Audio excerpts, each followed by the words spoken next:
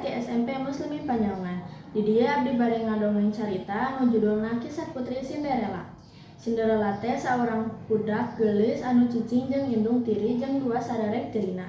Manehna sok disiksa dipaksa gawe ti isuk tepi ka peuting.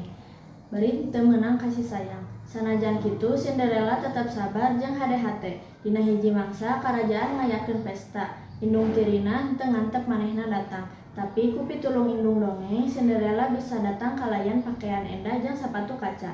Pangeran kagoda ku kaendahan sarta resep pisan ka manehna. Nalika jam 12 peuting Cinderella buru-buru balik nepikeun ninggalkeun sapatu kacana.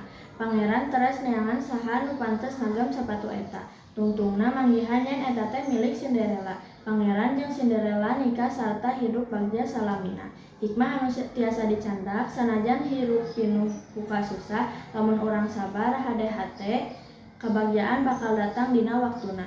Sakitu anu tiasa dipikehatur. Wassalamualaikum warahmatullahi wabarakatuh.